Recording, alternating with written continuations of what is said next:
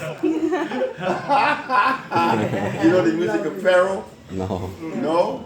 Oh, wow. Wait, I'm going to be a stranger on this planet. Well, have a seat, fellas. Welcome to Usha. Thank you. Thank you. Thank you. Where you all from?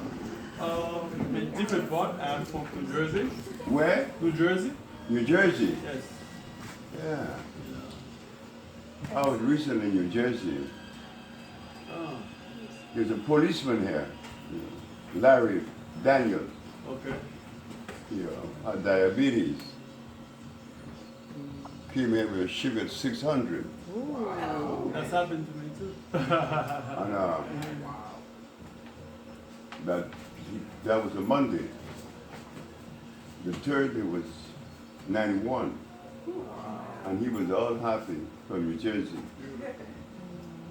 Okay, just get on with it.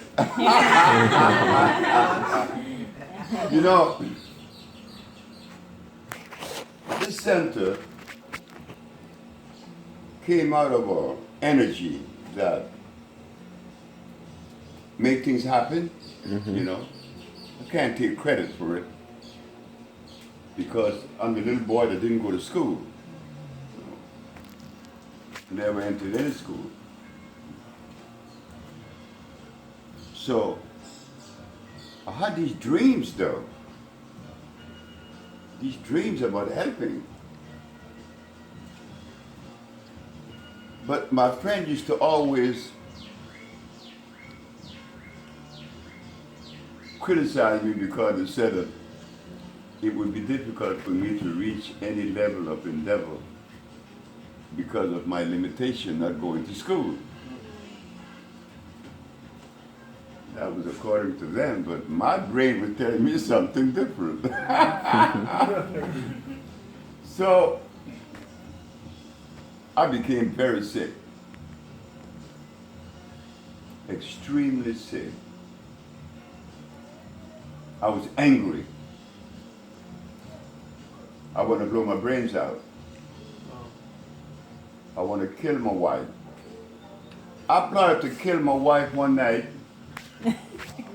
and I don't know what deterred it. And I was going to kill Marilyn, and she was the sweetest woman in the world. Why I want to kill her? Because I was sick. You could be that sick. You could be offering and deploying things that are hurtful to others, and you're totally unaware. So I had spent already 10 years in New Orleans, and these people in New Orleans took me on a beautiful journey. One of them was an anthropologist. His name was Ronald Evans. He called me and he said that he knew a man in Mexico that would heal me. Well, I was doing courage because I'd been to Russia, you know, like I was in Odessa in the hospital. I was in London. I was in Liverpool in the hospital. I was in Argentina, Buenos Aires in the hospital. So this man that he's talking about, who is he? He said, man, go see the man. I said, well, just a minute, Ronald. Why are you so sure that this man could help me?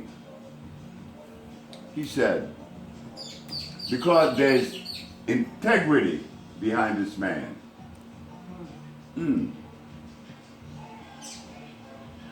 I jumped in my little Volvo from LA, and I'm gone to Cuernavaca.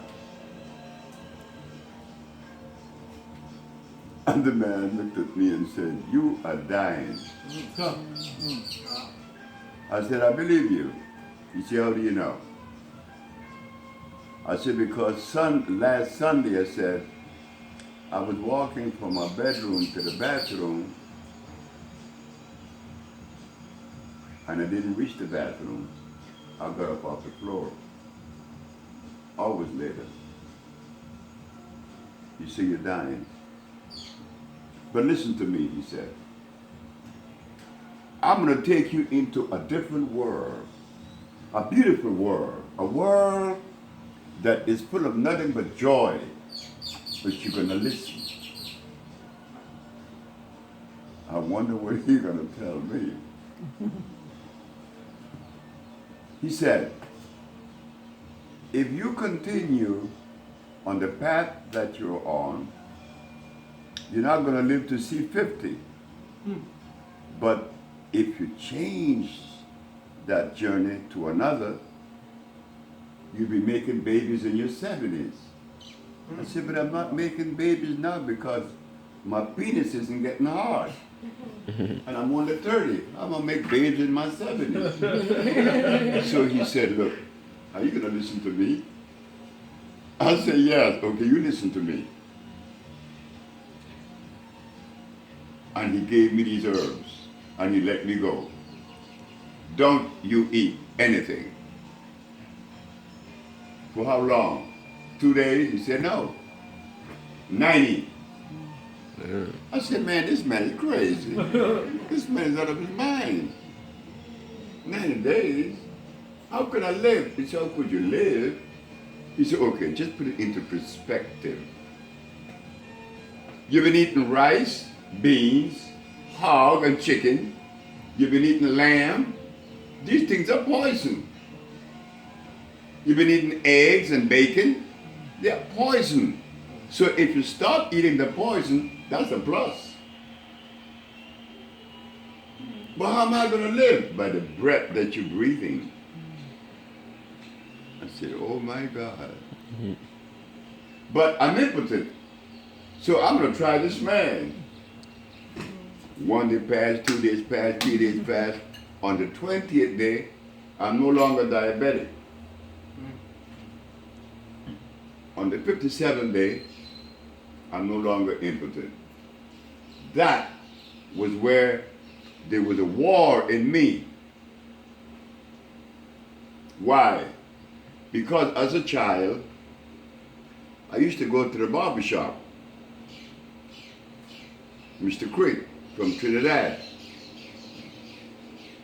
And these men would talk about eggs and wine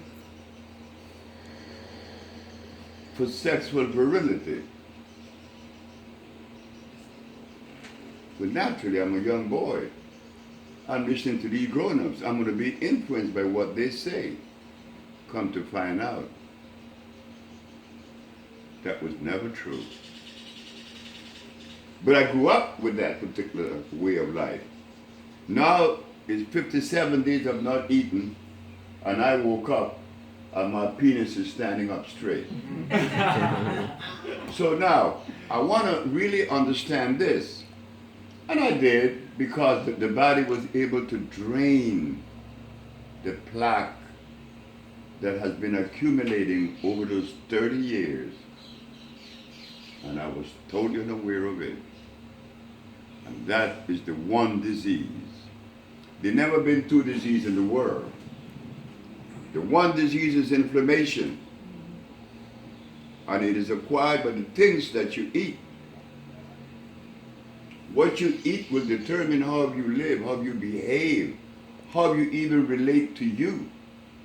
What you eat. Look, I gave a speech in D.C., and this brother named John Claude T., he called himself the bicentennial poet, spent many years in Australia. So he came to hear me talk, and when I was finished with the lecture, he said, if you don't watch the things you eat, the things you eat will soon eat you. Wow. I said, wow. Is that what you got from the lecture? He said, that's right. And that's what you said. And it's true. You see, the goal is what? Love. The goal is peace. Internal peace. Yes. You want that peace. It's not for me why you need it. It's for you. The love that you are able to acquire is the love that you need. You know, the African have a saying, an angry heart devour its owner. So you better have a good heart for you to live long. And I saw that with my grandmothers. I had two grandmothers.